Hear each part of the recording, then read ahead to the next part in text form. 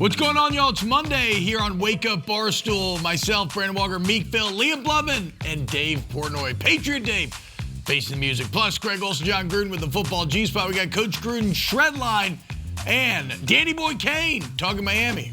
We got playoffs preview. It all starts now on FS1. He's not going to face the music.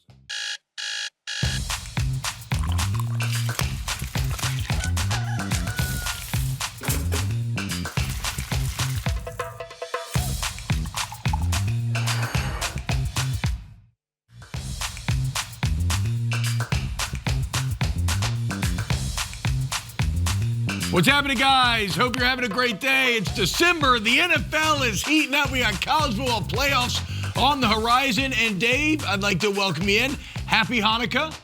Saw the tweet. I hope it's going well. 'Tis the season. How are we feeling today, Dave? Yeah, listen, obviously yesterday was a tough loss for the Patriots, but it is a regular season game. You're fighting for home field advantage, which I do think is important. May have hurt a little bit less with the Broncos winning, because if the Broncos lost, Patriots take control. Now, we blew 21-0 lead, 24-7 lead. I was encouraged by the end of the game that maybe it will be a helpful loss, that this team hadn't lost in 10 weeks. I know Stephon Diggs said the same thing after the game. I said it right kind of after. First of all, I don't like you wearing that sweater just as a point, as a gimmick again. I screwed up. I also this sign behind your head. Which one? Chestnut? The one that just says open fire. No, it says chestnuts roasted. Yeah, but when they do the zoom, He's right. It says open fire. That probably should have been thought out. I don't know who did that. You should probably erase it. When it's a solo zoom of you, it just says open fire. I may get rid of that. Right there, open fire. That's just what it says. I would probably change that. I don't know who came up with that. We'll get that on the break. So, again, you don't like me wearing this as a bit. I screwed up the bit because they actually sent you, Dave, Little Crawfish, your own gumbo weather sweater that I was supposed to bring you today. Does that make it any better? No. No. Okay. Back to the Patriots. And I'm not just, this isn't, I always say this wrong, hyperbole. This is not high. I bet the game. I bet a lot of the game. I was devastated in the game. Obviously, when Trayvon Henderson breaks that huge run, I make a video. I think we're home free. And I'm like, oh my God, this is not whether we're going to win the Super Bowl. It's how much are we going to win the Super Bowl by. We're absolutely dominating in every facet of this game. And I got excited here. Now, you take a step back. I've always been a Josh Allen fan. I have that tweet going way back that I got crucified for in real time, but showed that I'm the QB whisperer when I'm like number one cute young guns in the game. I think him 1 or 2, Mahomes. He was ahead of Lamar, which everyone went crazy. I'm like, you just don't know football. So Josh Allen's going to make his comeback, and he did. And he plays great, and the Bills played great in the second half. They just killed us. It was a wake-up call. It was a wake-up call for me. It was a wake-up call for the Patriots. The Bills obviously still have to be reckoned with. Now, look at these records. We should still win this division, I think.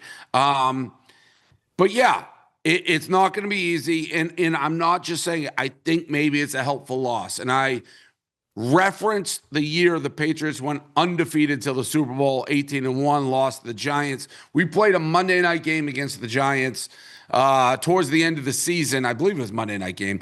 And the Patriots squeaked out a win. And I really think if they lost that game to the Giants, we would have won the Super Bowl. So it maybe is a helpful loss. I don't know. Did I expect them to lose 21, to go up 21-0? I also hated the end of the first half. I said that in real time. You know you're playing Josh Allen. You have Drake May, who's making every play.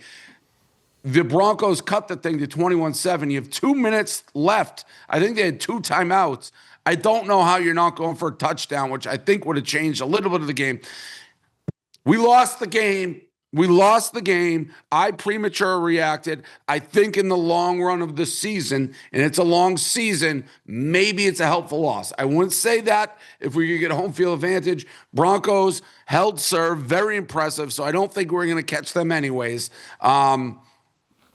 What do you want? You want the blood from my veins? I told you. No, it's the longest intro of all time. He just said one sentence to you, and you just talked for 4.5 straight minutes. You said nothing. If I had tweeted out, it's over, the NFL goes through New England again, the real dynasty is back, our league, and I'm doing this stupid video, and I'm doing all these little tweets about how it's over and everything. If I did that, we would have had a special edition of Wake Up Barstool yesterday. Dave would have gone live, he would have FaceTimed me, and I would have had the entire company would have shut down.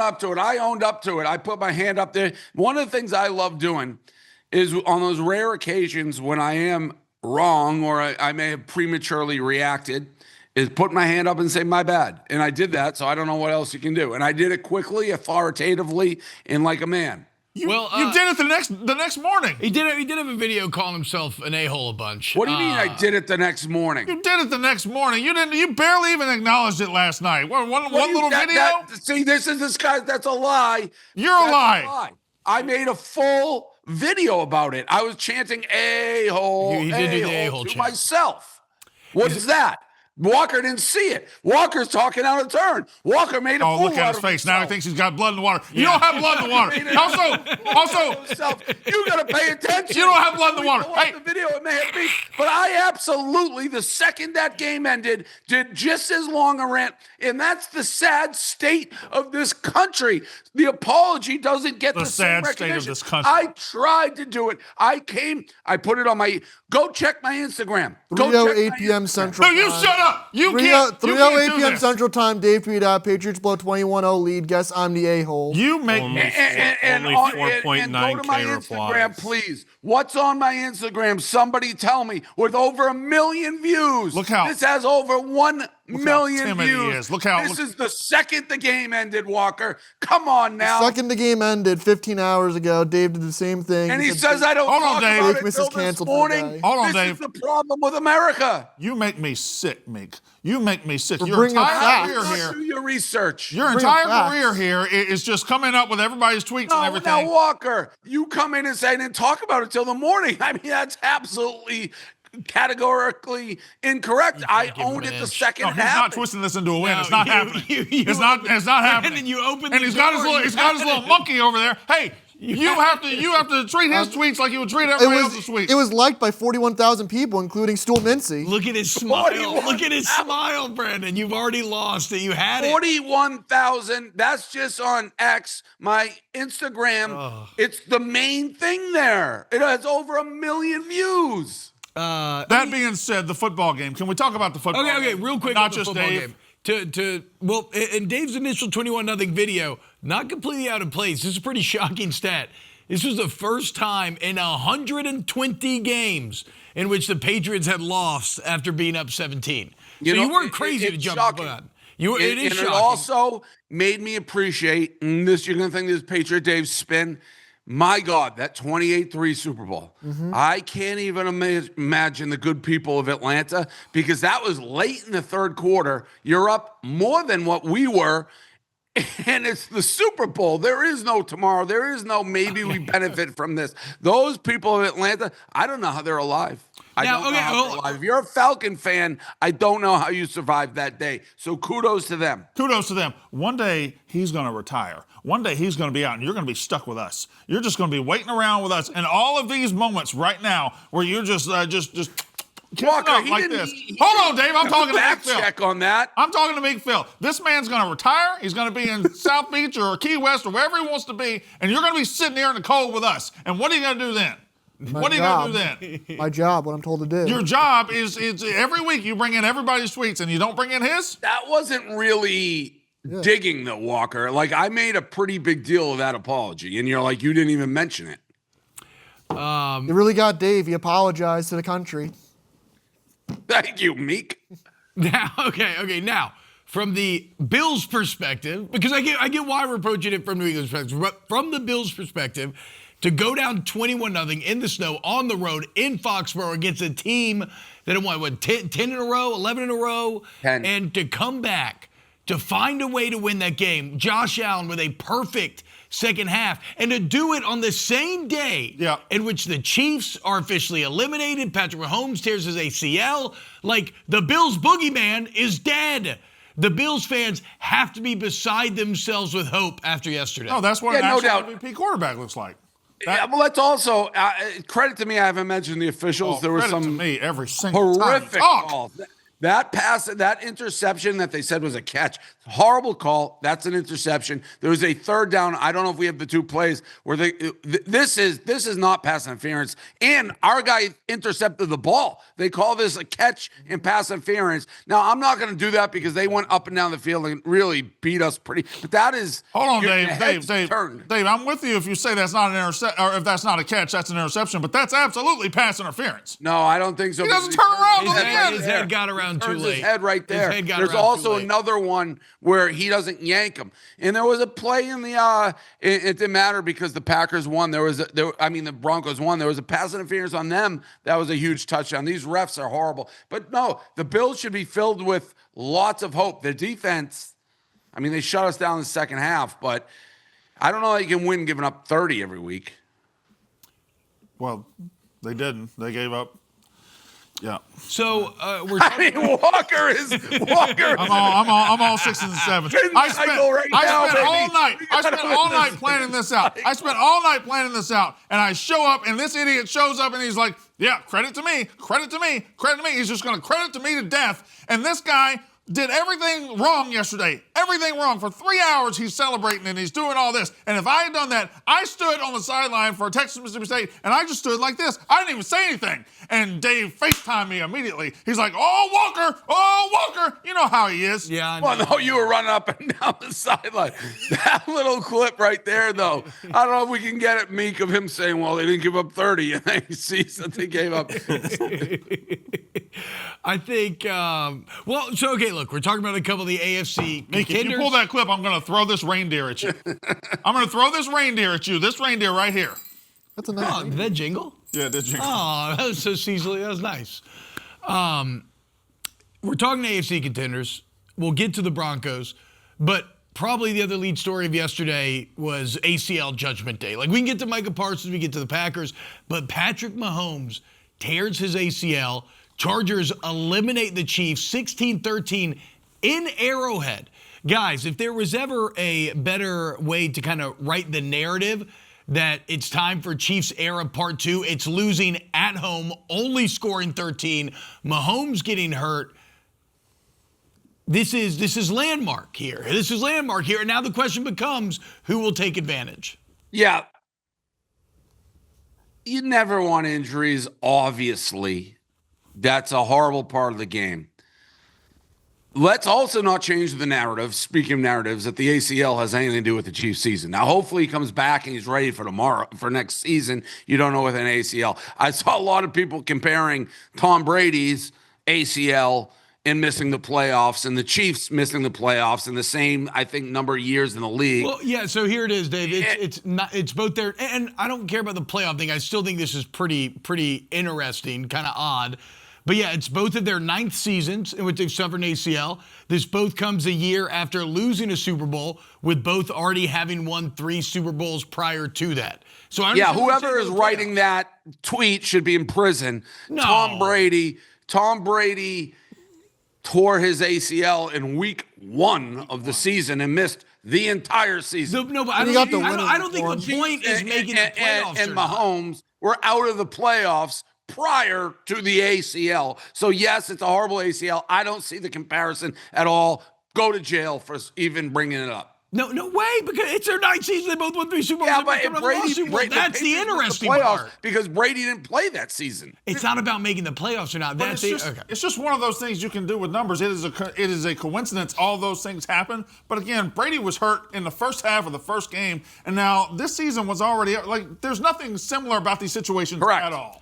I think we're having. Correct. Yeah, I think we're having two separate conversations. It's neat that you can write it out like that. Yes. But there's nothing similar about the situation. It's whatever. This is pointless. The Patriots missed the playoffs because Tom Brady got hurt. Oh my God! I get it. That's just a fun fact, guys. That's all I'm saying. It's a fun fact. They're going to try to change that narrative. They're going to be like, "Oh, we only watched 3 years down the road." It's going to be like, "Yeah, we missed because he got hurt." No, you guys stunk the whole season. You missed it prior. It's a terrible injury. I hope he gets back next year healthy. But don't try to put Mahomes right now in the same sentence as Tom Brady is disingenuous to Tom Brady. But the bigger deal here is the Chiefs. Yeah, what do the Chiefs do now? It's time to change. Yeah. This iteration of the Chiefs is over and dead.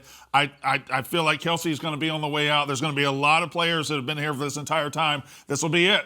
And they'll have to retool and revamp and redo everything behind Patrick Mahomes after he gets better. Which the Patriots did, by the way. That is exactly what their dynasty did. Patriots did it multiple times in that 20 years. So now the Chiefs' turn. Brady did it. Let's see if Mahomes can do it. No, they need to have a strong look in the mirror and identify all their weaknesses and realize defenses know what's coming from the Chiefs' offense. They got a bunch of talent, of course, but Rashee Rice has been dumbed down to a Travis Kelce of the wide receiving game. He doesn't run any routes. It's all just simple, be a little creative, find a way to get open, do stuff after a catch. Defenses are so keyed in on what the Chiefs are doing. They have Tyquan Thornton can't catch a ball to save his life. Xavier Worthy can't get open downfield to save his life. They have a bunch of receivers with speed who don't get open downfield on a consistent basis. Maybe it's because the too high looks from defense. I don't know, but yeah, they can't run the ball either. They lack explosiveness, and they play Kareem Hunt and Isaiah Pacheco. It's comedy. And one thing Listen, you get old, and Kelsey's a game changer, a game wrecker when he's on the field and young and healthy. He's slow as molasses. Now, you get old. Your Super Bowl team gets old. They've got old, and it's what Brandon said. They got to retool, and Kelsey's got to go. He's got to go with Taylor and ride off to the sunset, and they got to retool. That's you can't win with the same guys forever. I agree. I think they need to change their scheme as well and figure out something new to cook up. I think it's more than just age. What I want to see a bit long term, and I would still bet on Patrick Mahomes, but is Patrick Mahomes getting old? Is he losing his? I mean, you think about the exciting, and granted, it was with Tyreek Hill at the beginning of this run where they're so explosive. He's doing incredible throws, launching the ball like on his back foot, 80 yards down the field. Has he lost that? And then there's some stuff that's hard to explain. How do you go 12-0 in one-score games last year and 1-7 this year? Because the coin is that just the law of averages coming for you? That's exactly that. Or are we? I don't agree with that at all. They're getting old. The players, the little difference is, Travis Kelce of going from making catches to balls bouncing off his hands, and I don't think Mahomes is close to done. And nobody, again, I don't want to keep saying I'm an expert, but I live this with the Patriots. Say it every other sentence. Say it every other breath. No, but credit to him. He doesn't want to keep saying this. He doesn't want to. Tom Brady went through this. People would be like, they're done. We lost on Monday night at Kansas City, and they're saying he's going to get benched. Mahomes still has it. It's the people around. So that's a very good point. Mahomes and Brady, very similar careers up to this point. Let's see if he can retool in the same way. All right, coming up next, we got the football G-Spot with Greg Olsen and John Gruden. Some of the best. Why? He tweeted this yesterday. Why are you even focused on me? Some of the best football insight you'll get all day today. Happy holidays. Happy Hanukkah. Merry Christmas. For your friends here at Wake Up Barstool. It's time for my favorite football segment that we do on Wake Up Barstool. This is the Football G-Spot. Got me feeling icy. I love football. Knock on wood if you're with me, everybody. Can I finish my point? All right, the G-Spot, and right off the bat, I don't want to say it's getting testy here on a Monday, but, Greg looks in, he's like, where's your Patriots gear? And Coach, somebody asked about Michigan, both of you guys. And I'm sitting here wearing a Coach Gruden hat that says Gruden's QB class, trying to sell things for the holidays, put money in everyone's pocket. Fine, I won't wear it. I'll take it off. Yeah, you'll show them, Dave. No, I have absolutely no problem. You want me to go with the Patriots hat? We'll start there. We already talked about it. Listen, did I expect them to be up 21-0? No. Did I think the game was over when it was 21-0? Yeah. Have I seen a stat like it's 170-0 went up 21-0 in the first half at Foxborough? It is. I think I've come to grips, and this isn't a spin zone. I actually think that will be a helpful loss for the Patriots. And I was going to open this in a friendly discourse with a guy who's played the game, coach, and asked, Could this be a good loss? And I saw Vrabel. He's high-fiving people. Hey, this is the NFL. You can lose games as they walk in the locker room. Stephon Diggs after the game being like, you know what, 10 in a row. And I remember, and I told this earlier, I once rooted for a team that was 18-0 in the regular season and going for a perfect season. They lost in the Super Bowl. I look back on that season, and I say, maybe if we lost one earlier, it would have helped. So, yes, I was shocked. Now, would it have changed if home field advantage seemingly was on the line? But the Broncos held serve, impressive win. So I think that I don't even know if it's a question. I'll phrase it this way, Greg. That was a good loss for the Patriots, right? I have no problem with the Patriots losing a good game. They played well. Obviously, the 21-point deficit, the 21-point lead that they gave up to Buffalo. But listen, Josh Allen is still the best player in the league. And Drake May might be the MVP, but Josh Allen's the best player in the league. I saw him do it the week before where he at home against the Bengals, who were playing well that day with Burrow, and he brought them back pretty much single-handedly. So I'm not shocked that Buffalo did this. I'm not shocked that Josh Allen is who he is. I'm not knocking you for the Patriots losing. They're going to be arguably the number one seed in the AFC. I've told you for weeks. I just found it funny that this was the first time in probably 2 months you didn't have a Patriots hat on to start the show. It was a simple question. I'd have to go back to our research department and see what hats and clothes. I roll out of bed. This is an early show, and what I see, whatever hat I see. Got it. Coach, can you have – yeah, got it, Greg. Got it. Can you have a good loss like this? Well, when home field advantage is at stake, when the division title – you got hats in your locker and champagne you're about to cork. You have a 21-point lead at home. This is not a good loss. This is not a good thing, Dave. This is a bad thing. This is catastrophic for you and your Patriot Nation. Catastrophic? This is not good. I don't know. It's catastrophic. Well, you got 320 yards rang up against you in the second half. You had about 80 yards of total offense, and 70 of it was a broken play, reverse field home run by Henderson. I think the nature of this conversation started with a little ribbing. We were just poking the dragon a little bit. And the beast is awake, Greg. You woke him up. Way to go, man. We woke up the beast. I don't know where to go with this next interview. I had a bunch of questions. You guys threw in Michigan there. You don't want your coach going to jail, threatening people with butter knives. So I can admit that. I'd prefer that not be the situation for Michigan football. I don't know who's hiring what, and I'm sure we'll get into it, but that's a whole different thing. I've thrown your name out there, Coach.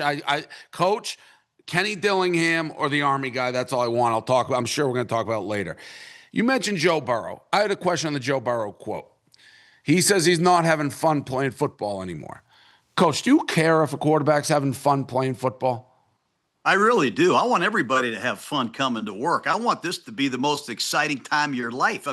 Forget about getting paid a lot of money. You're the 1% of 1%. You guys are in the National Football League.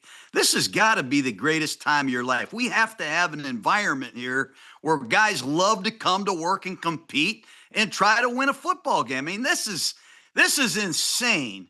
That a guy like Joe Burrow, who's as good a quarterback as there is, has sent out mixed signals that he's not having fun as one of the premier quarterbacks on the planet. I just don't get it. I hope there's nothing to this. I hope it's just the fact that he's been beat up this year. They haven't won. There's a lot of negativity swirling it. Believe me, it takes a toll. But I hope he's having fun playing. He is one hell of a quarterback. But yesterday, there's something seriously wrong in Cincinnati when you see them get shut out. What about you, Greg? You played a long time. I always kind of thought, there was way back when with the Patriots, I remember the lineman, Lane, from the Eagles. He's like, the Patriots don't have fun. Our version of fun was winning Super Bowls. Is it fun? Winning is fun. And I don't care how good you play. I don't care how much money you make. The couple seasons, this season, the injuries, the losses, putting up 30 a game and losing. I saw a stat yesterday that in the last 2 years, they've scored over 34 points and lost 6 times in the last 2. That's not fun. I've been on some teams where you love the guys in the locker room, you love coming in, you love being around everybody, but you lose. And no matter what you do, you just can't flip it and you're losing. That's not fun. Losing sucks. It's too much work. So I think, to me, I don't buy the whole Joe Burrow's considering not playing. I don't buy any of that. I think the guy is a killer. I think he is an absolute savage competitor. I think he is to coach it. I think he's one of the best quarterbacks that we've seen in the last 10 years. The thing about him is I do think he's sending a message there, kind of in his own discreet way, passive aggressive, saying, listen, if you guys don't fix this, if we don't make decisions around here that my performance can lead to actually winning games, then I'm not having fun here. I might have to look somewhere else. I might have to continue my career somewhere else. Part of me feels like it's a little bit of like a passive aggressive, throw that out there, and hopefully somebody gets that message and starts making some things happen. Sticking with quarterbacks, huge win. Broncos at home held serve for the AFC #1 seed. I want an exercise to do, and I should have given you guys a heads up. A little draft with the quarterbacks who came out. So this is 2 years ago. We have Caleb Williams as 1, Jaden Daniels 2, Drake May 3. These are the actual picks. 8, Michael Penix. 10, JJ McCarthy. JJ, by the way, people jumped off of him really, really quick. He's starting to turn around. He only played a couple games. And 12 was Bo Nix. So this is good shape up to be like that old Elway Marino quarterback class. So I'm going to let you two redraft these quarterbacks. You two are doing it. I was going to flip a coin to see who goes last. We'll go age before beauty. Coach, you got the first pick in this draft. Caleb, Jaden Daniels, Drake May, Michael Penix Jr., J.J. McCarthy, Bo Nix. You're redrafting this quarterback class right now. I'm taking Drake May. I'm taking Drake May as my #1 guy. He does everything I want to do at the position. Okay. Hands down, I'm taking Drake May. Drake 1. Greg, who do you got at 2? Yeah, Drake's the no-brainer. You don't want to be a creature of the moment, right? Last year, everyone's saying Jaden Daniels is the best. Now this year it's Bo Nix. So I think we have the unfortunate, we all kind of live in the moment we're in. If you put a gun to my head right now, I'm probably taking Caleb Williams. Caleb 2. Pete the Beagle is making all sorts of barking noise. I don't know what's going on. All right. So #1, Drake May. Caleb 2 on the board. Jaden Daniels, Penix Jr., McCarthy, Bo Nix. I'm taking Bo Nix, and not just off of yesterday's performance. This guy, I watched fourth quarter game-ending situation performance. Bo Nix is he's improving as a passer. Sean Payton's bringing out the best in him. I love Bo Nix. So that would be huge value. He went 12th. He was the last quarterback taken in reality. You'd have him at 3. Greg? I'm taking Jaden Daniels. This year has been tough. I don't think Washington is necessarily overly talented around him. Obviously, he's been injured. Of course, we'll see if he comes back. I actually have that game against Philly on Saturday. The thing I'll say about the style in which they're playing there, and I like Kingsbury. I think what they're trying to do was, what made him so good last year was bringing that kind of LSU college-ish style to the pros. I do think at some point you need Jaden to start playing almost more like Caleb Williams, under center, play pass, boot pass. I think him standing stationary in shotgun every single play is just virtually impossible way to play quarterback in modern NFL. So I think a change of style will help him. But I think, a year ago, we're saying he should have been the #1 pick. Yeah, easily people are saying that. And then the last 2, Penix or JJ? Yeah, this is a tough one for me. I have seen limited work so far with both guys. Both guys have had injuries. I'm going to take Penix, Dave, just because he does the one thing that I think is hard to find, man. I've seen this guy throw the ball. He can really rip it. I would get him out of the pistol offense in Atlanta and put in a more pro-style attack where he could use that prolific touch that he has on the ball. So that gives you JJ at 6. JJ got yelled at for doing the gritty, but last 2 games, people are talking about this guy was a bust. He's played really well last couple of weeks. All right, before we let you go, Super Bowl predictions at this point in the season. Greg, I'll start with you. If you had to do it right now, who you got? In the NFC, I got the Rams. I just think as the year goes on, the mix of offense, the mix of defense, their ability to win different style games. I think Puka Nacua is incredible. Devontae Adams' injury, I saw he kind of tweaked his hamstring yesterday. I caught that late in the airport. They got a huge game on Thursday against Seattle. I mean, that's probably going to be for the number 1 seed. I called that game a couple weeks ago, came right down to the wire when LA won that one close. In the AFC, God, after yesterday, I was, man, you know how I feel about the AFC. I feel like you could throw a bunch of them in a basket. I'm still taking Josh Allen in Buffalo. I know they're not perfect. He's the best player in the league. He'll be the best player in that AFC. Not the best roster, but the guy's a winner. Coach? I'm going to go on a limb here. I'm going to take Seattle. I think they're as good a defense as there is in the league. I still like Sam Darnold. I think they have some balance, and they have a big time receiver just like the Rams do. I think Seattle's going to get the Rams on this short week, but I love the Seahawks, and I'm going with the Houston Texans, man. Ooh. I just think they are surging. They are special on defense, and it's not just the pass rushers. It's not just the corners. It's a collection of really good players. And Stroud has taken off. I think they're playing with great confidence. I wouldn't be surprised to see Seattle play Houston. I know the networks would love that. Right about now, I feel like, too, is when you go. The team's right about this. This is when you want to be playing your best football right about now. I appreciate both of you guys coming on despite kind of, the cheap shots that you took at me. And again, you want to talk about Michigan, that's fine, but there's lives at stake here. So thank you guys for coming on. Always good to see you. All right, appreciate it. There it is, guys. That's the Football G-Spot. We do it every single Monday. Coming up next, Danny Boy Kane. Let's talk a little college football. Best matchup of the weekend. Miami heading to College Station to take on Texas A&M. Next year on Wake Up Barstool.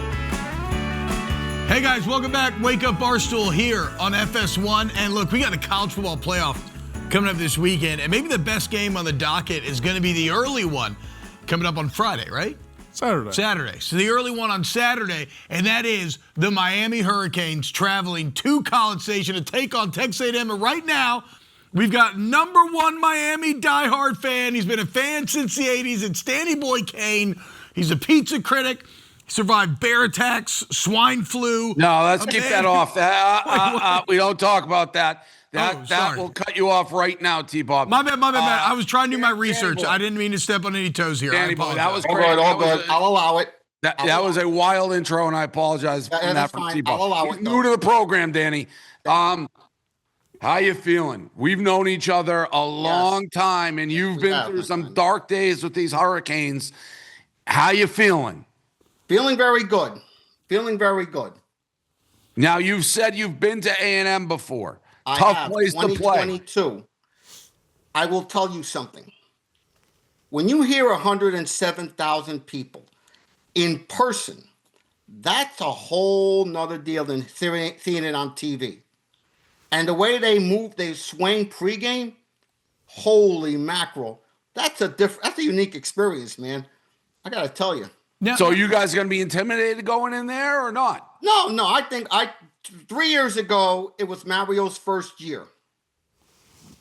We had a chance to win late, but we committed the turnover on the punt, and that killed us. Honestly, we never recovered. Though, even as bad as we played, we had a chance to win late, but Tyler Van Dyke was not the quarterback at that time. So what's the keys to this game? Key to this game, one, we have to get the read with 4. That means Bain and Mesidor. Pressure read as much as possible. Do not let Concepcion and Carver kill you on the outside. And the one thing we also have to worry about is the tight end play, because they're known as short yardage. I've seen tape of A&M, and they like to go to their tight ends. So we got to be aware of that, especially in short yardage. What about the people who say Notre Dame should have been in over you guys? What do you think of that? Here's the deal with that, okay? Honestly, the head-to-head was going to come into play at some point. But I didn't think it would be at our expense. I think, here's the thing. when I saw Alabama at 9, didn't move after the SEC championship game, the way they got embarrassed, I really felt if anyone should have been left out, it should have been Alabama. I agree with you on that one. So what are you doing? Walk me through here, Danny boy. How are you going to be enjoying this game? What's going to be your game day experience? Are you going to be able to sleep the night before? What's going on? I'll watch it on TV. I'll do it like a regular game day. But hey, let's be honest. The playoffs, it is no ordinary game day. No, it isn't. I mean, you've been waiting for You that. win and you go home. Do you think you have a chance to win the whole thing? I think we do, but it's not going to be an easy task. We know how good Texas A&M is, but if you saw the Texas game and you saw the first half of the South Carolina game, you will notice that you can get to Reed with 4. And South Carolina in the first half and Texas proved if you force mistakes, you can make A&M pay. All right, Danny. What do you do in the? Sorry, go ahead. Yeah, I have a question. Hey, Danny, I'm Brandon Walker, the #1 college football media personality in the entire world. Danny, my question is this: you guys went 10-2, and you did get in the playoff, but you did lose a couple as double-digit favorites this year. Was there a moment where you're like, "Oh, same old Cristobal, we're going to lose, and we're not going to make the playoff, and Cristobal's got us in this place again," or were you riding for Cristobal the whole year? Brandon. The last couple of years. I mean, Mario's had those late season collapses. Mm-hmm.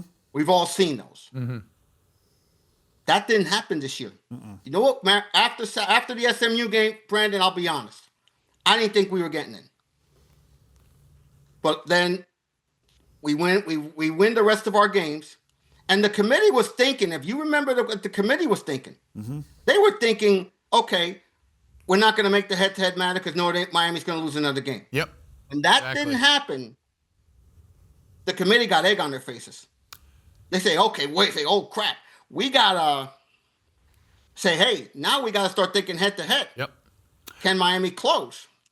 When BYU lost on Saturday, if you remember BYU, see the highlight, look at the highlight there. That was the perfect play to Tony there, right over the top. Yeah, you're right. And then when I look at that, but when BYU lost, now look at the pressure, look at the thing from Beck there. Mm-hmm. The look play right into the top. I forget who that is. I'm not sure who that is. Yep. It's right into Brown there. Let's focus, Danny. Well, no, he's breaking down the film. And when I look at it right here, right over the top to CJ, great play. Ooh, CJ Daniel. Right over the top, over double team. But, A&M's going to give you different looks. The thing we have to do is, 1, we cannot turn the ball over. Number 2, we have to pressure Reed with 4. And I think if we do that, it'll free up the back 7 to do things against Concepcion, Carver, and their other wide receiver. Danny boy, any chance if we make a run, we're going to see you at one of these playoff games? It seems like a special experience. Don't know, Dave. Don't know at this point. We may have to see if we can arrange it. Before we let you go, Danny, I know you had a T-shirt, and we want to do a quick shout-out. Yes, I got 3 shout-outs if I may. Yeah, let's do it. I promised my buddy. Oh, we're going in and out. It looks like don't cover your face, Danny. Screen is getting green. McDivitt. Don't cover your face. Danny, don't cover your face. It cuts it all off. Take it off. Sorry, man. Yeah, I was trying to no, don't cover your face, Danny. Put it around your neck. The green on a green screen. It's can you see it now, guys? Yes, but now McDivitt Sports Bar and Restaurant in Tampa, Florida. Dave, you and I went there. We went there. We did not meet the owner, unfortunately, because if he had known, he would have met you. Yeah, if he was there, I would have met him. Yeah, and also 2 more before we go. Yep. Rome Pizza Denellen. Give them a shout out. Rome Pizza Denellen. And the owner's been wanting me to shout that out for years. He's been wanting me to get you in there.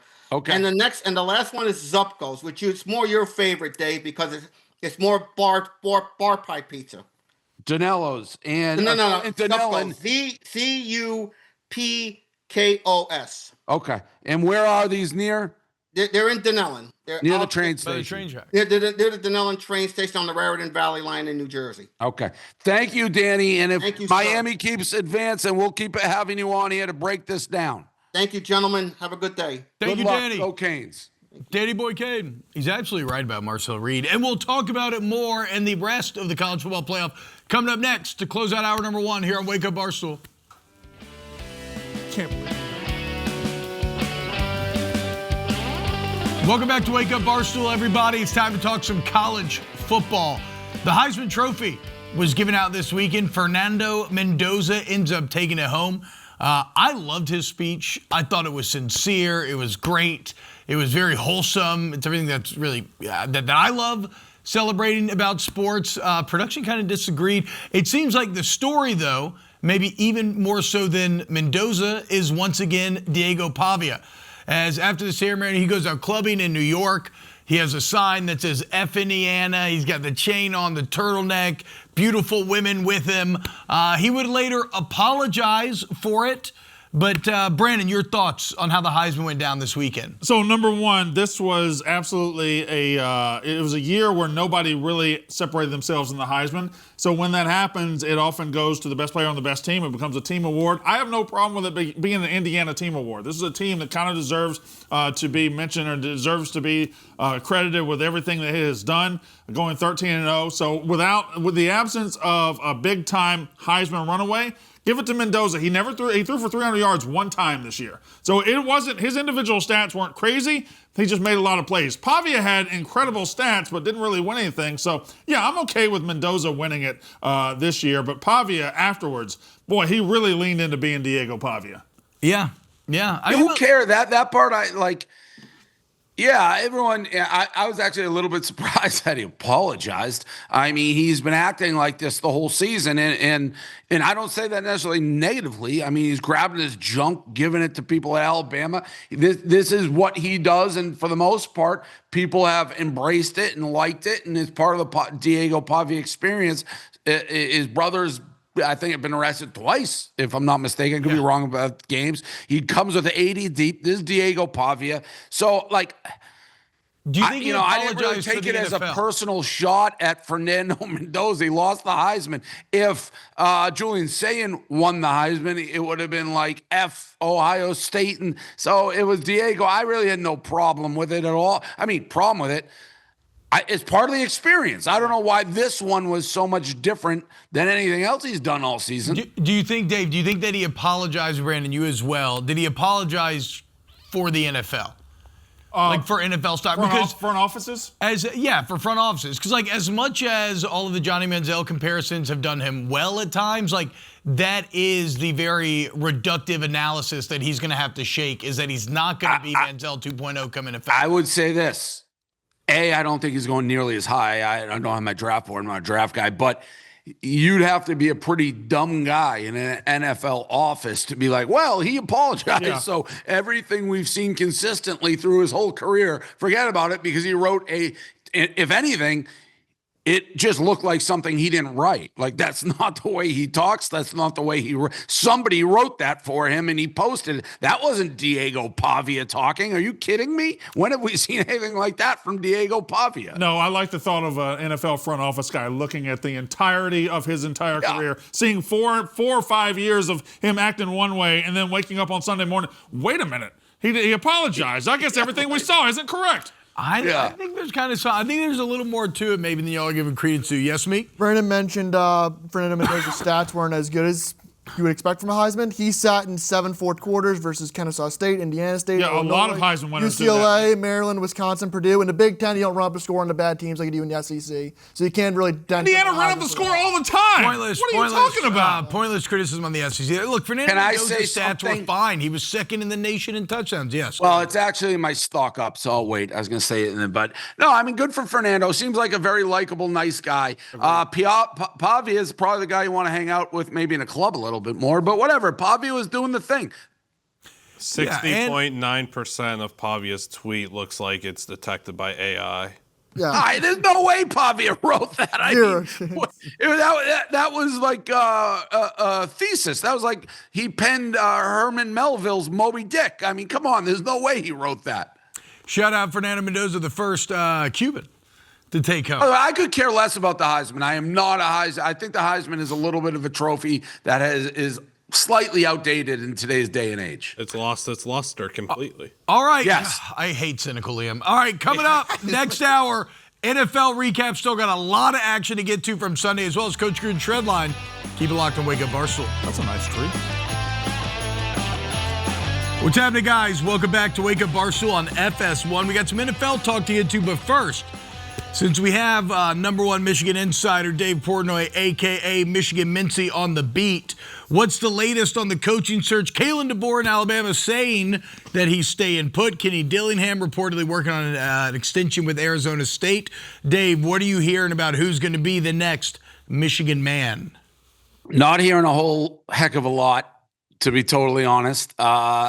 I wanted Dillingham. I had my list of three: Gruden, Dillingham, Monken. Here's my thing with this search. I tweeted this out, and if it's not him, it should be somebody else. Like, you need me to do it, I'll do it. It should have been Larry Ellison. Here's the problem. The whole program is under investigation. Now, whether Ward Emanuel did anything, like, I don't know how you hire a guy and know he's going to have an affair or something of that ilk, but you have an AD that who knows if he's going to survive this whole thing. You have a firm that is that they've hired to investigate the program. There's another firm that is doing the coaching search. What coach who is a good coach, great coach, is going to want to come to Michigan, right? Who's even hiring them? Who's going to be in charge? It's a very difficult thing to do. Obviously, we have the Block M, which goes a long way in attracting people and making a premier program. But right now, it's chaos. Nobody knows what's going on. And you have the regent set up at this school where everyone's jockeying for power. And here's what I hear. Some of the regents are Ward Emanuel guys. And if he stays, they have Manuel. Well, it's the season, though, Emmanuel. Okay. It's just Manuel. It's not Emmanuel. No, it's whatever his name is. Ward Manuel. Manuel Ward. Ward Manuel. The AD. You knew what I'm talking about. There's some regents who, like him, they want to keep power. There's others who want to get rid of him, lose power. Everyone's fighting or jockeying for power here at Michigan on who the decision makers. You got an interim president. Who's making the decisions? I would say, hey, Larry Ellison, you have the biggest checkbook. You've proven in the past that you'll donate. Everything goes through you. Single chain of command. You pick somebody to run it and do whatever you want to do. But you need to have somebody in control so you can get the right guy in. That's my issue right now with the program. Well, it's a good point you brought up, and I'm glad you brought it up. Michigan is rotten to its core. The entire athletic department is corrupt. It's just scandal after scandal. You're responsible for an employee. If one of my employees has an affair, that's my problem. Scandal after scandal, scumbag after scumbag, whether it's recruiting violations. These are violations. not even real scandals, though. I mean, it is. It's a moral character, but, like, the guy cheated on his wife. Scandal after scandal, scumbag after scumbag. It just keeps going, and he's right. Which coach worth his salt wants to get involved with that right now? Michigan needs an entire flushing of the athletic department and start over. Dave is right. Everything is corrupt at Michigan. Well, I agree with that. I think we need a flush. And it may not be Ward's fault. I'm not going to say Ward Manuel's fault. It may not be his fault that some of these guys turned bad. I mean, is it his fault Juwan Howard punched a guy in the face or whatever he did in the handshake? I don't think so. But you got to, if you want to hire a guy, that guy you're hiring has to know you're there. He's the back, a working relationship. Like, I don't think any great coach is ever going to take a job if they don't even know if the AD is going to be there. And we don't know if the AD is going to be there. We don't know if the president's going to be there. So just give it to the donor. Give it to Larry Ellison. Give it to me. I'll go close Dillingham. I'll get Dillingham on a silver platter in 48 hours if you give me the resources. I'll go get anybody in the living room. But you have all these people fighting for power. It makes sense you're not going to get a coach until that's figured out. Am I the only Michigan man in here who realizes that? You have to cede power. You have to move forward with somebody else. Give somebody the authority. I think it should be Larry Ellison. I say, hey, Larry, this is your program. Treat it like a professional sports team. Everything goes through you. Right now, I don't know who it goes through. Last thing on this. I know Kalen DeBoer put out the statement. I'm not buying it for a minute. It still smells like Kalen DeBoer in Michigan might be a thing. I agree. That's a huge win if it is. I don't buy any of these statements. That's my Why gut would feeling. you buy anything that anybody says at any time? I didn't want Kalen DeBoer at this point. I would do cartwheels for Kalen DeBoer. I know that there's been controversy in Michigan surrounding whether they are wanting to be patient to wait it out until the Alabama's playoff ends or not be patient, and just go and get the higher array and not wait on Alabama to potentially lose. What, man? Can I ask you, who's they? Who is they? Who is making the decision? Who's they? Talking about Michigan, what madhouse it is. Who are they? the people in Michigan that are making the decisions. All the people, various factions. the people that are one side are backing Ward and one side aren't backing Ward. The nonstop controversy there. Yeah, there's That's what I'm saying. So who if someone says I want to hire Kalen DeBoer and I want to give him $100 million for 5 years, who has the authority at this precise moment to even make that offer and paper it? I don't know. It's an interesting tonal shift from Dave. How confident you were in the coaching search the other day to now. We'll wait and continue to watch it play out, I'm sure. Well, you have to. to. Name is tonal shift. How can I not be shifted? Our coach was holding a butter knife to apparently his throat, and he went to jail. He's sitting in a jumpsuit. Yes, there's been a shift in what has happened here at Michigan. There's things that aren't going on. That's great. We got and I'm friends with the people who run the Brown Jug. I took Urban Meyer to the Brown Jug. We got this girl's name on a pizza at the Brown Jug. I texted the guy, I go, tell me this isn't true. How the heck do we have this girl's, the mistress has a pizza named after her at the bar? He goes, we put all the names of the athletic staff, roll them in and out.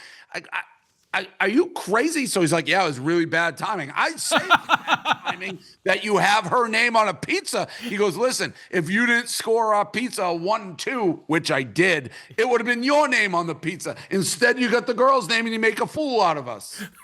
All right. I didn't know this controversy went all the way to pizza. They were Did you know we had her name on the Brown Jug? A pizza. It's Sharon Moore hamburger, her pizza. I did not know that at all. Like, none of this stuff was hidden. Bad timing. All right. So that's Plain sight. There's a pizza. Me and Urban were in there eating her pizza. That's a funny sentence. We'll continue to update the Michigan story as it develops. Back to the NFL. We've talked a lot of Patriots this morning, the AFC, and obviously it's a race for the 1 seed. And the Denver Broncos yesterday taking care of the Green Bay Packers. Unfortunately, the Packers season may be over. We'll get to that, but I think we start with the Broncos here because Bo Nix was awesome. I've been a big Bo Nix hater. I'm not a believer, but he goes for over 300 yards, 4 touchdowns, no picks, no sacks even against Micah Parsons in that Packers pass rush. And now the Broncos sole possession. And look, it matters. We talked to Brian Baldinger on Friday. He says, look, if you're not used to Mile High, you play there. That's a massive advantage for the Denver Broncos because of the altitude, and they're now in line to have home field advantage throughout the playoffs. You know what else is impressive first of all, about that's a premature saying the Packers season may be over. I think that. You think that's we'll get to with Parsons and Watson, injuries? We'll get to that in a second. Can we talk about the Broncos real quick? Yeah. Greg said something interesting about the Rams earlier. He said they can win every type of game, and so can the Broncos. If the other team scores 26, they're going to score 34. If the other team scores 40, they're going to score 42. If the other team scores 8, they're going to score 10. Like they have been in all types of games all year, on the road, at home, doesn't matter. They're one score better than everybody, and they're just good. They're just good all the way around their team. I agree. This was still a step forward for them, though. If you're talking about winning in different ways, like we hadn't seen this from Bo Nix.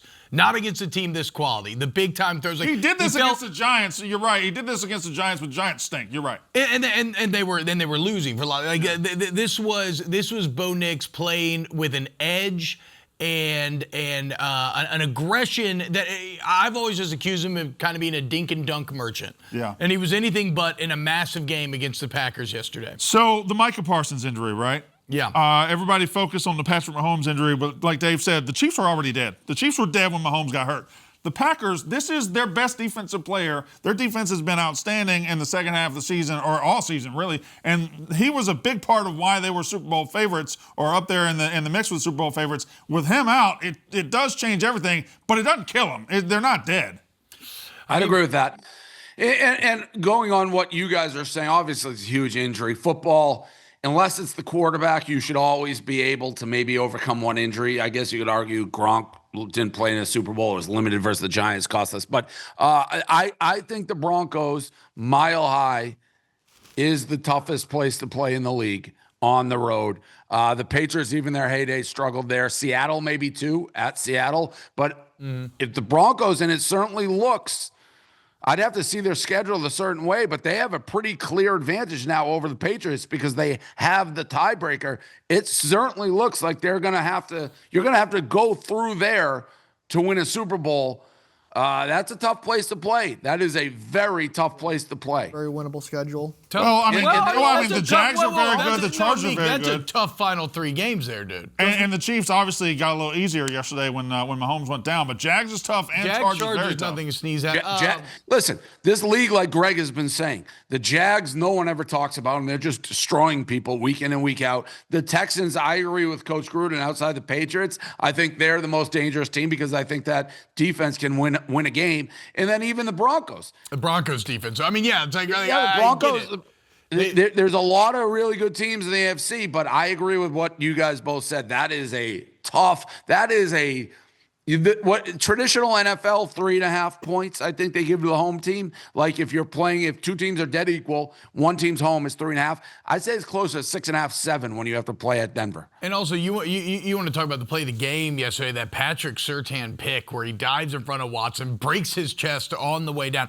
I mean, that's the thing with the Packers. It is the Micah Parsons injury, but it's also losing Tucker Kraft. Okay, well, they lose Kraft. Watson comes online. Well, now Watson may be out. It's just how much can any one team weather in terms of your best players getting hurt? And then you look at the Rams. The Rams yesterday taking care of business against the Lions. The Lions continue to bounce back and forth. It's now 10 games in a row in which they've traded wins for losses. But you want to talk about a complete team? The Rams have it all. They have an elite quarterback who's won a Super Bowl, plays at MVP level. They have great weapons on the outside with Puka and Devontae. Kyron Williams, underrated running back. You want to talk about Blake Corum had a good game yesterday. You want to talk about red zone? What did Greg Olsen tell us? Modern NFL theory. You do what you do between the 20s, but how's your red zone offense and defense? The Rams, 3rd in touchdown percentage offensively, 3rd in touchdown percentage allowed defensively. The Rams, I think, are the NFC favorite. Yeah, I have no problem with that. I probably would agree with it. They have no home field advantage to play for. I have no problem with that. I don't know how anyone could not say that they're the favorite. And if I'm mistaken, I was looking at the standings. Maybe I'm wrong. It almost seems like the playoffs are set, maybe seeding a little different. There's one spot up for grabs in each division. Like in this, it's either going to be the Panthers or the Bucks, right? Yep. Like the Lions are in a weird spot. The Lions right now have a 25% chance to make the playoffs. However, if they win out, it goes up to 90%. If they win out, it's 100 because you figure if the Packers get to 10 wins, the Packers, one of the Packers or the Bears have to lose a game on Saturday. And if the Lions beat the Bears in week 18, that's another loss for the Bears. So that's how the Lions, if they win out, they get a spot. Okay, so the Lions are still more alive than they would look just from a pure standing perspective. 2 spots, and then the AFC. I think you got it's the Ravens, the Steelers, whoever wins that division. And then look at the NFC West. I mean, you got 11-3. They're going to square up Thursday. You want to talk about a massive Thursday night game? Rams Seahawks coming up this Thursday. Can Sam Darnold finally get the LA monkey off his back? And then don't look, but the Niners. Brock Purdy was awesome yesterday. Niners now 10-4. They've won 4 in a row. The NFC West is insane this year. I will say this, as you're talking about the favorites, and Greg has said the opposite. There's no super team. There really isn't. So nothing would surprise me in these playoffs. The Rams feel the closest because they have been so good against the Seahawks. And again, I don't know where the Rams' weakness is. At the same time, what are they bad at? They lost to the Panthers. They're not unbeatable in the sense. Well, nobody's unbeatable in the NFL, but I'm saying, but where's? Yeah, I don't like those odds. Like I think those odds, looking at them right now, I think that's way too skewed to the Rams to being like that significant of a Super Bowl. Well, does this just come down to a quarterback trust issue? I mean, because it's Darnold, it's Knicks. I mean, Josh Allen's in the mix there. C.J. Stroud, Drake May, Jordan Love. I mean, it's the new generation with Matt Stafford kind of trying to hold them all off. And now Josh Allen with the golden opportunity of no Patrick Mahomes standing in his way. Yeah. Listen, these high seeds are, they're getting home field advantage, but the back half of these playoffs look loaded. Like the 6th seed in the AFC is Buffalo. The 7th seed right now is the Green Bay Packers. Yeah. And that could be a tough first opening matchup. You take a week off and then you get the Packers coming in. You don't have a home field advantage. It's probably going to be 50-50 Packers fans in your stadium. 1 through 7, I think these things are very close. Now, I think the Patriots right now are lined up versus Houston. I don't love that. Speaking of the Seahawks, they managed to win yesterday. 6 field goals from Myers, a franchise record 6 field goals, including the 56-yard game winner. And they had to have every single one of them to beat Phillip Rivers and the Indianapolis Colts. Hey, he looked all right. Yeah, he did. 44 years old. He had him in a position to win. I saw a lot of people saying they thought it was disrespectful that he was playing. Like, you take a guy off the bench 5 years, hasn't picked up a football, whatever, and there's a lot of guys who, are bouncing around the league. I thought it was exciting, and obviously he's such an interesting character throughout his career. It was good to see. I don't like when games become field goal contests like this. They're each kicking 60-yarders back and forth. It's nuts. Yeah, tiny little Blake Groupie getting the 60-yarder for Indy there at the end. I think Mina Kimes had a great point with Rivers, which is like compared to stock down. T-Bob. T-Bob, we gotta talk, man. We gotta talk. Talk down. Borderline fired. You want to go to a break? You want to go to a break? No piece of trash's name on these airways ever. Okay. Wow. Enemy number 1. Okay. Well, there's a school. Trash. There's a school of thought out there that some have purported. Trash. I don't know who. Bail out, T-Bob. That the Colts. Stop talking about anything that piece of trash said. The Colts trust Phillip Rivers. That's all I was going to say. And listen, he did not play at an all-pro level, but he played at a game level. He was fine. He was fine on the road against an elite defense. Do you want to take a break? Do you want to talk about Christmas or anything? My hairs on my arms are up hearing that name. It's been a fun few months here at Barstool, guys. Thanks. Should I switch to that chair now or just wait till after the break? Do you want my gumbo weather sweater? I don't like that person. Okay. Well, shout out Phillip Rivers. Shredline. That was a good game. Coming up next, guys, Coach Gruden Shredline. Where go to stock up, stock down, please. Yeah, he shreds the NFL. So that should be fun.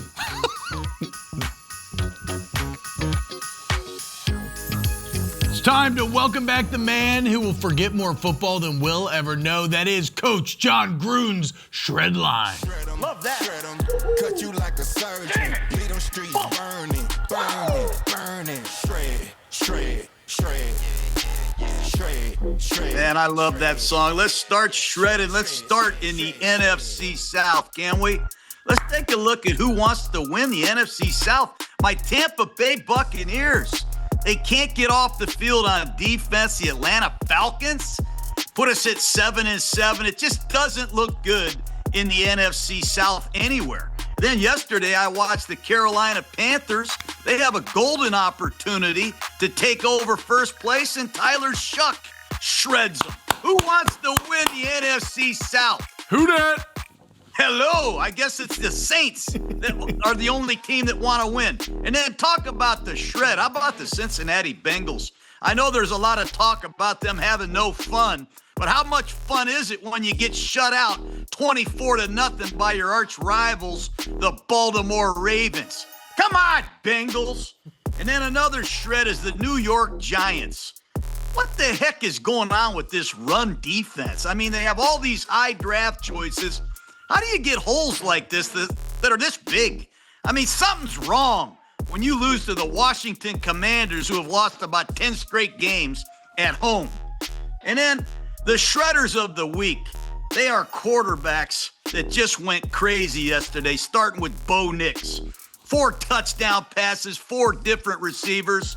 And then you look at Matt Stafford, 368 yards, 2 touchdowns. Who covers Puka Nacua? And how about Josh Allen spotting the Patriots 21 points? 35-31 winner, 3 more touchdown passes by the Beast. And who'd have thought the Jaguars would be 10-4?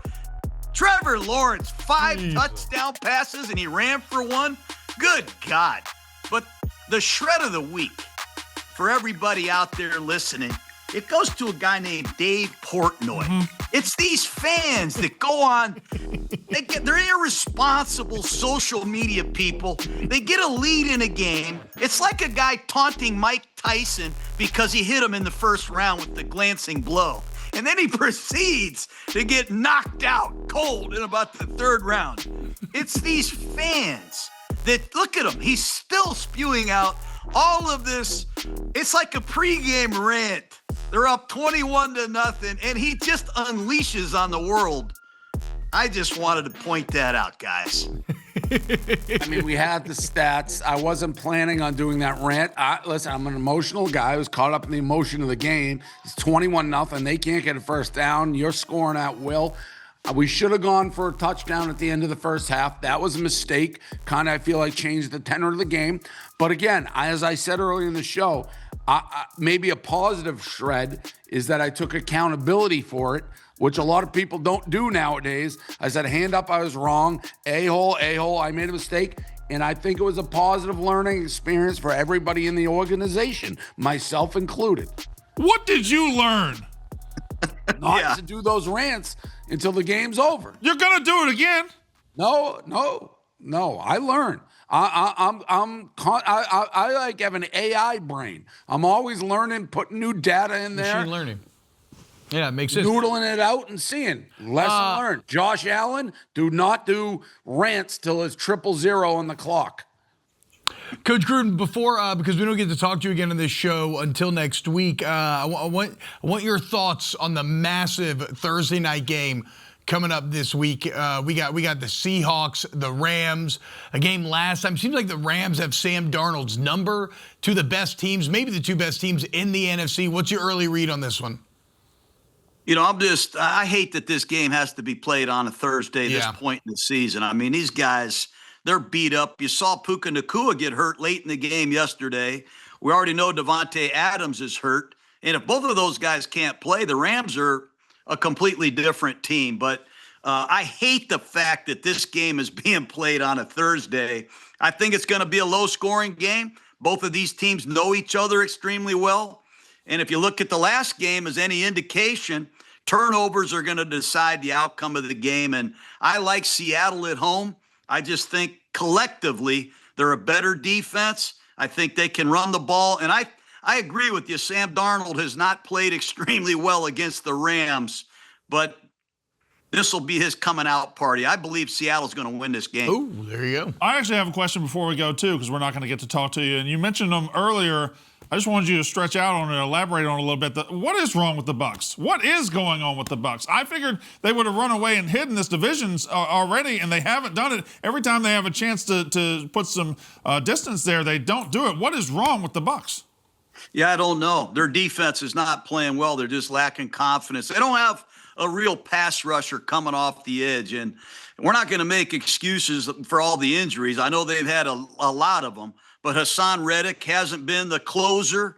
Vita Vea is a one-man show when it comes to rushing the passer, and they're just not in sync right now on defense. They give up way too many big plays in the running game. And last week for Atlanta to come in here with Kirk Cousins and throw for 400 yards to Kyle Pitts. I mean, they didn't have Drake London playing. So obviously the details are lacking right now on defense. They got to pick it up. This has been the strength of the Buccaneers, this defense, and right now it's a problem. Coach, Tyler Shuck, best rookie quarterback? Oh, yes or no? I'll tell you what, Tyler Shuck is really coming on. I had a lot of great vibes about him coming into that Carolina game yesterday, but he takes punishment, man. This guy's tough as hell. He can keep the ball and scramble. He's got size, and he's got a powerful arm. They don't have a great supporting cast, but give Kellen Moore credit. This kid is getting better, and they're really ending the season with an exclamation point. I think there should be a lot of excitement in New Orleans. Having the fact that they got a young quarterback. I never buy the momentum when your season's over into it. I will say for the Bucs,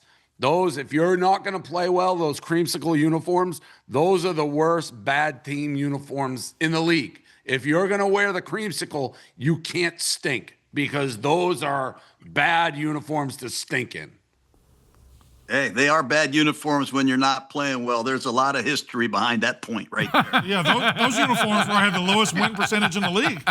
That's the old, we made up for it. We didn't block well, but we made up for it. But I tell you, Dave, you make the point about not having momentum going into the next season. Good momentum is a good thing when you got a young quarterback. Believe me, we did this with Brett Favre. His first year starting in Green Bay, there were peaks and valleys. But when he started clicking, man, it made a lot more fun to sign free agents. People are more, I think, open-minded to come to Green Bay, knowing we have a young quarterback that's on the rise. I think there's some good things. Some of these teams are going into the season with bad momentum, like my Raiders, like the Cleveland Browns. What the hell was that yesterday? 31-3. The Cincinnati Bengals, the Titans. There's a lot of negative, bad momentum. That's not good either. Coach, does Pete Carroll have anything left? I don't know if you can blame all the coaches all the time. The Raiders look like they're mismatched at a lot of positions. At receiver, on the offensive line. They're mismatched in the secondary. They got to rebuild that roster. It's going to be painful. It's going to be tough. But Philadelphia mismatched them at just about every position yesterday. All right, there he is, Coach John Gruden. We love him. He's one of our best. Thank you for the insight, as always, Coach. Excellent shred line. Coming up next, it's time for a segment that I'm not looking forward to. It's time for Stock Up and Stock Down. So that'll be fun. Yeah, you're in the toilet. That'll be fun. What's happening, guys? Welcome back to Wake Up Barstool. Right now, it is time for Davey Day Trading Global Stock Up and Stock Down. And we'll go to Davey Day Trader himself. Take it away, Dave. Stock Up, the song Fernando by ABBA. I asked if we could get this on. We probably can't, but this has just been everywhere. There's a million edits to it. It's a great song. People are just playing it every time you see Fernando, the Heisman winner, out at a bar at Indiana. It's always in the backtrack. It was also in Stranger Things. Great song, Fernando, ABBA. Broncos, how can you not put them up? The blonde with Pavia in that video at the bar, beautiful girl. She's probably going to make some money off this thing going viral. Michigan basketball team, absolutely blowing teams out. Distinctive favorite to win the whole thing. Stock up. Those are all stock up. Stock down, obviously, T-Bob, worst show he's had. Just a disgusting show. Two absolute things you don't do. You don't talk to Danny about the bear attack. That's day one stuff. That's how you get banned. Everybody knows that. And then mentioning one of the most vile humans I've encountered doing this on these airways. Just an absolute vile trash human. I won't say her name, but to hear it, that will ruin my month just hearing that name. That's how vile she is. Did I ruin Hanukkah? It's a tough show. It's a tough show from you. Hanukkah, I'm trying to get through New Year's hearing that name by somebody that I have to sign a check to bring that name up. Ooh, it infuriates me. Nebraska volleyball. I'm a big Nebraska volleyball fan. Undefeated.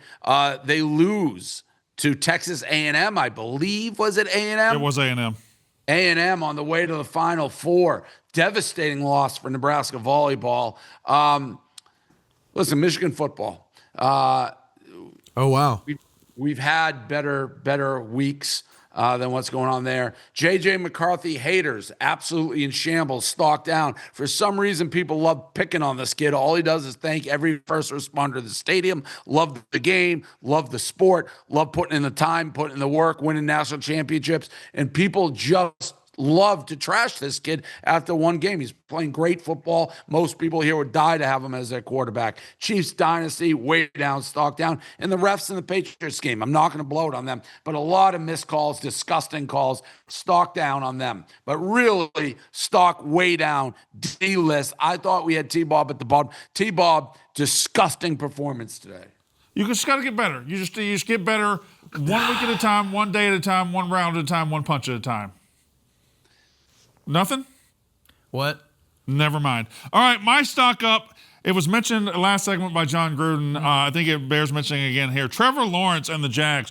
Trevor Lawrence is becoming that dude that was the number 1 pick, that was the big-time recruit out of Clemson and everything. Trevor Lawrence, 5 touchdowns passing yesterday, another one rushing, 6 touchdowns overall. The Jags are just good. Now they're really starting to show separation. They're blowing teams out. Trevor Lawrence is way up. I got 2 stock downs. One is Deigo Pavia, and not because he lost the Heisman, but just the F the voters thing. I don't care about the F Indiana, whatever. But the F the voters, like you're talking about Heisman voters. You're talking about the Heisman winners. You're talking about Herschel Walker and Bo Jackson and all these guys, the guys that you wanted to be in their fraternity, and then you're saying that? I thought that was a little bit much. I understand that. I think he was talking about the exact winner. Probably not, but indirectly he is. And I feel like that's probably one of those he did regret at the end of it. And listen, he lives on a fine line of being Deigo Pavia, being the club guy, being the brash guy. I can respect that. I just thought it was a bad look Saturday night. Coming out to defend the voters. I thought it was a bad look Saturday night. And then my number one stock down, and this is a big one, it's Triple H. John Cena had his final match on Saturday night, Saturday night's main event. He had his final match, and he lost. He tapped out or passed out to Gunther in front of everybody, and it was just an awkward ending to his career. The entire last year of booking for John Cena was nonsensical and weird, and I know that history says you should lose your last match and go out on your back, but history is meant to be broken. History, when you're doing wrestling in 2025, you need to do things to subvert expectations. That crowd deserved a celebration. It deserved to celebrate John Cena and be happy. That crowd ended up being very mad, and the post-retirement angle with Cena and CM Punk and all those guys just came across as forced and awkward. Stock down for the way WWE handled the John Cena retirement. I like how serious that was. Well, it was the most serious feeling I had all week. Yeah, and a scripted soap opera. Everything's scripted. Brandon doesn't like how the soap opera ended. We've been talking about NFL all day. Now you want to talk about scripted. Go ahead. A lot of runway. All right. Stock up. What's going on with your hair right now? Stock up. Hypothetical murders. Chief has decided to get into the equation. He's entered his name in the ring as he is called for the hypothetical murder of the St. Louis Blues player who hurt Connor Bedard the other night. But then again, we're not talking real murders here at Barstool, only hypothetical, metaphorical, if you will. Stock up on the NFC West, 11-3, 11-3, 10-4, 3 massive winning streaks, maybe the best division in the entire NFL. Stock up on just kind of the feeling of the NFL in general right now. With the holiday season, final 3 weeks, a lot to be decided. 1 seeds, home field advantage, all of it. It's incredibly exciting Sundays. Stock down the Cowboys defense and Jerry's trades. Remember, we all they go and they beat the Eagles. They go and beat the Chiefs. Like, oh my God, this defense made such a difference. Well, yesterday, not only does 9 dominate that defense, but going into that game, they hadn't gotten that much better. Before the trades, they were 31st in the league in EPA per play. It was 26th going into yesterday. They were 31st in points of drive. They were 28th. So the Cowboys defense still sucked. The Cowboys still suck. Stock down. All right. Meek. You want to throw it something? Okay. Stop. My first stock up. Mississippi State basketball. Incredible game Saturday night. 17-point comeback versus Utah. Big win for the SEC team. Shut up. Shut up. All right. See, no, this is what it's going to feel like. This is what it's going to feel like in a few years. He's just letting you know. Unks. Phillip Rivers played a game out of retirement at 44 years old and not embarrass himself. Also, when it comes to Unks, the Barstool, New York office held the Unk Olympics. Go check out Ron's YouTube video. Tyler Shuck. Saints have a franchise quarterback. He's my stock. Let's go. In the NBA Cup, the New York Knicks will play for a championship tomorrow night versus San Antonio Spurs. 79 teams have won an NBA title. Only 2 have won an NBA Cup. You can tell me which one's more valuable. Stock down. Pete Carroll. Just retire. Like, you can't just keep doing this. Like, I don't know why he came out of retirement to coach this awful team. And I'll also have Brandon Walker to my stock down because I care more about Mississippi athletics than he does, apparently. Mississippi State athletics. There you go. Liam. Major stock up for Minnesota. It's the first time since December 20th, 2003 that the Vikings, T-Wolves, and Wild all won on the same day. Oh, wow. The Minnesota Wild also made the big boy move of the week by going out and acquiring Quinn Hughes from Vancouver. This is a Stanley Cup contending move that they just made. They're a scary team. Also the youth. The youth got to go and watch Phillip Rivers play football. They got a taste of what we got to see growing up. Good for them. Stock down. NFL sideline hats. What are we doing? Do you see the Op-Ert Unity hat? That doesn't even make sense. What's Op-Ert? I did not see this. It's a terrible hat. Current state of college football also stock down. The LA Bowl is literally the LA Bowl hosted by Gronk. Just it's a corpse, a dead stadium. I hate it. You go and you look around on Twitter to cheer up USC football. All these other programs are just tweeting out, hey, we're re-signing our players. That's what the game has come to, having to re-sign players that are supposed to bleed your program's blood. Okay, counterpoint on college football, though, Liam. Army-Navy game was awesome. Setting, quality, great. That's not current FCS playoffs. That's not current state of the game. No Dakota team in the FCS playoffs with a chance to win the first time in over a decade. Neither of these are current state of the game. Current state of the game is killing bowl games. Current state of the game is having to re-sign players. FCS playoffs is great tradition. Army-Navy is great tradition. I don't think anybody in the country knew there was a bowl game Saturday night. No. Yeah, so what are we doing? Fernando Mendoza's Heisman speech. Stuck up? Is that the Gronk Bowl that you're talking about? Yeah, I don't even know what you're talking about. Yes. Talking about the Gronk Bowl. The LA Bowl hosted by Gronk happened on Saturday night. Maybe 393 fans in attendance. Clearly nobody watched. Nobody knew what was happening. It was a horrendous scene. Washington destroyed Boise State. I have a picture of the stadium if they want to show it. Dave, I had no idea that game even happened. It happened. Dave, Jed Fish, Gronk Michigan. there? Gronk was there. That was the only productive thing from the game was Gronk and a few social tweets. Look at this place. Yikes. This is what's happening in the bowl season. People try to sell me bowl games. People, ever since we did the Arizona Bowl, people, way too expensive. People try to always sell me bowl games. It's a tough sell. Dave, how do you feel about Jed Fish as a potential Michigan man? Right now, I think you have to be happy if you get him. I'm a little bit worried at where we are in the stage of hiring. Again, my top three, which I've said over and over, would have been Gruden, Dillingham, and Monken. But Jeb Fish, by all accounts, is a good coach, Michigan guy. So I'd be happy with him. I think the school, by not interviewing Gruden, is doing a disservice to the school. It's crazy to me they wouldn't do that. And I don't know. I don't know what's actually happened. I don't know whether you hear Dillingham, they were making it sound like that was going to be a done deal. When I say they, the internet, on what, Saturday night, you had all those prediction markets going. But I just don't know. At this point, I'm very worried because if you reverse it, who would take the job with the chaos that's going on right now? So it makes me nervous. So yes, if you could get Jeb Fish, I'd get Jeb. You got to get somebody in there. The second that they pick up the phone, call Jed, and it says 0:01 on the phone call timer, Jed Fish will say, yes, I'm taking the Michigan job. If the job gets to Jed Fish, he's taking it. He's not passing it up. Put my legacy on the line. If the job gets past Jed Fish, there's no way. It'd be unquantified chaos if it gets past Jed Fish. I think Michigan's going to get a better coach than you think. I think it's a lot like Penn State. Penn State looked like they were having the most embarrassing coaching search ever. They looked just when it looked darkest. Here came Matt Campbell. I think there might be somebody out there we're not thinking about that's going to save Michigan. I think Michigan's search is completely fine right now. When they got to the spot they were, it turned into a home run. The only difference is you have a clear AD at Penn State who's in control. That's my worry. If the AD could make it or he could not make it. And maybe I don't know any more than anybody else sitting on this panel where they're at, but it just seems chaos from the outside looking in. Well, you don't have an AD, do you? No. They do. They do, but everybody just reports to the governor. Okay. So he's the actual, we have a leader. Everybody, the entire board, the president, AD, everybody's. When did you hire an AD? Y'all snuck that one in. Verge Osbury, dude, legend of the game. He's been at it. He's been climbing this ladder for a while. He got the interim to permanent tag real quick. I did hear that if they were going to go Kalen DeBoer, they had promised him some influence on who the AD would be, so maybe that's how you attract Well, the you coach. can't do that. I don't think you can let the new coach pick the AD. I don't want to sound like a broken record.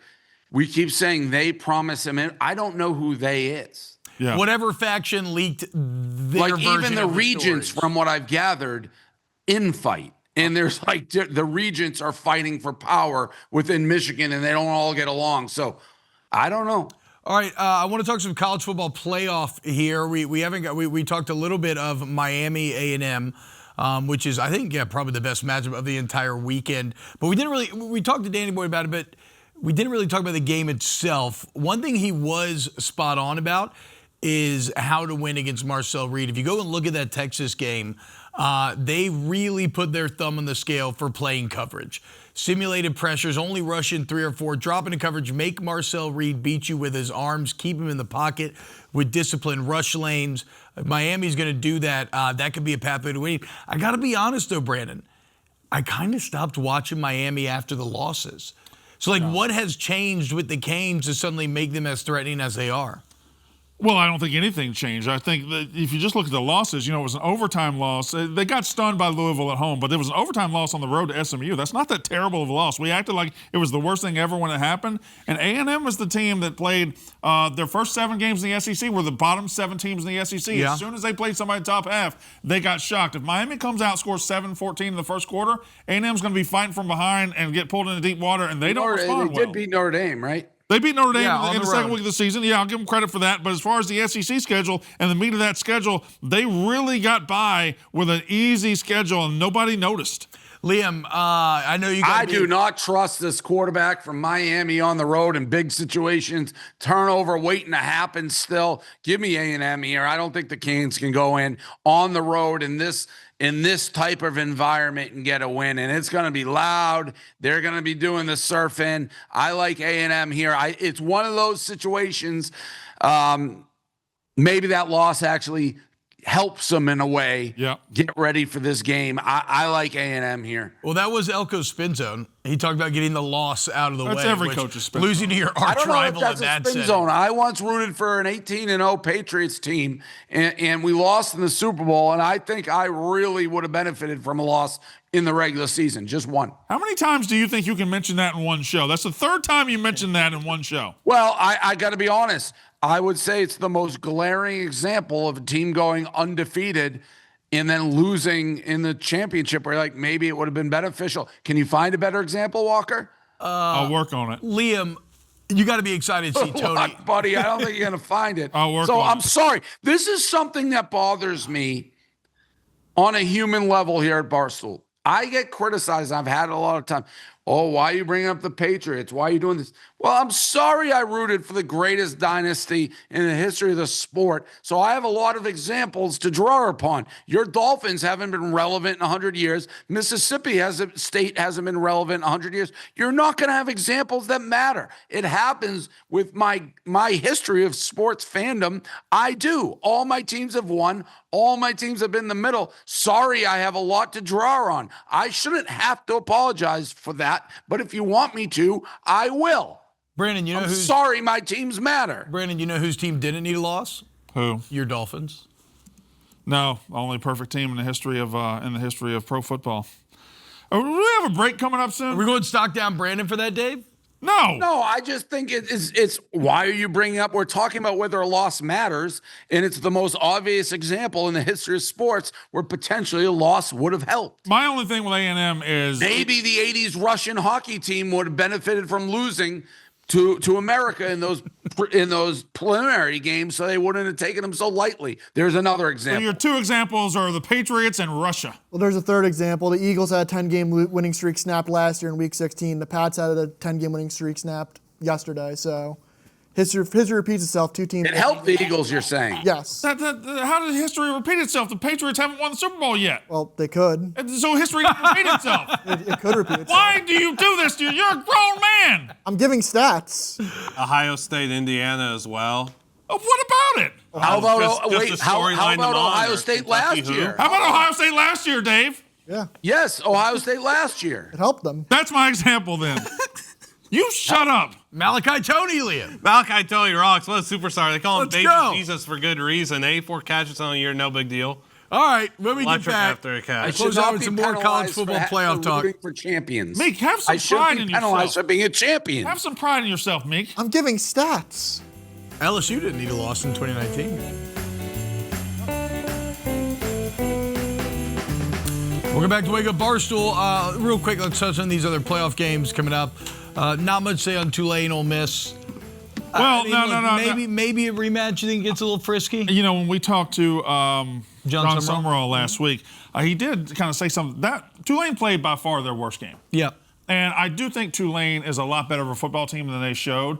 Ole Miss now with the coaching changes, I think that has a chance to get a little hairier than it was the first time around for Ole Miss. I think that's probably fair. And it's an Ole Miss team that's a little odd in that they are completely Trinidad Chambliss reliant. And like they actually don't do anything great except that he is great.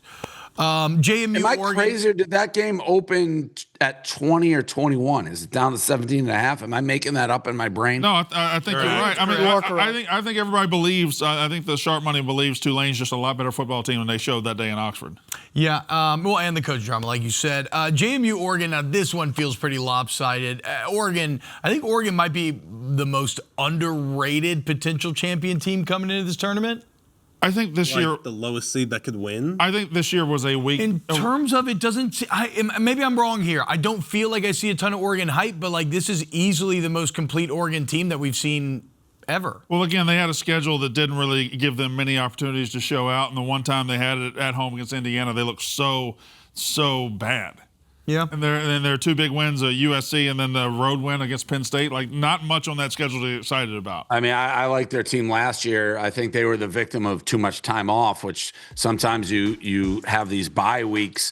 They were undefeated, right, last year? And yeah, they were number but their one. defense has never been this good. Their defense has never been this good. Maybe, but you're right. Maybe the offense is slight. I don't know if I agree with that. The thing with these games is you can't get excited about them. Now, if one of these teams somehow JMU or Tulane win and shock the world, we're all going to be like, "Oh, this playoff is so great, the sparky underdog." I just don't think. I think there's a better chance it doesn't get dark tonight. I mean, there is just no way these teams can compete, and I can't get excited. It's a waste of my air even talking about these games. Listen, it was a weak G5 this year. If you looked at Boise State, Washington beat them to death the other night. It was just a weak G5, and they get two in. Boise State had no business playing a quality. Alabama at Oklahoma. Now, that's a good one. This is a game where Alabama should have won the first time around. Dominated that game statistically. Yep, but turnovers end up being the difference there. But then again, this is an Oklahoma defense that can force you there. And frankly, Alabama's been bad down the stretch here. So this is my number 2 game. 3-week break to fix it. I think Give me the Sooners. Give me Alabama. And a coach at 1 foot out the door. Give me Alabama. I like the Sooners. I think. By the way, we got 30 seconds. I will be on the telecast, however, briefly for Anthony Joshua, Jake Paul on Netflix Friday night. Oh, that's nice. Friday night? That's Friday. Oh, hell yeah. That's a quick. Yeah. That thing happened fast. I'm going to be doing the DraftKings line. I got a tuxedo all lined up. I'm actually very excited to watch the fight. Yeah, I mean, it's fascinating. I think it's going to be a knockout by Anthony Joshua, but I think it'll take him a couple of rounds. I don't think Jake Paul's going to go and swing with him. I don't think he's a crazy man. So I think he's defensive, hangs around, and eventually gets knocked out. That's what I think will happen. There you go. You know, Dave, I think you had an awesome show today. Great job, as always. Am I crazy, or have you mentioned her before, too? Me? He's mentioning her all the time. That's He loves her. No, that's not true. Office, every day. No, Dave, don't listen. That's not true. That's not true. She's okay. More trash. Wake Up tomorrow. We'll be back. 4.6 mentions per month per the analytics. That's not true, Liam.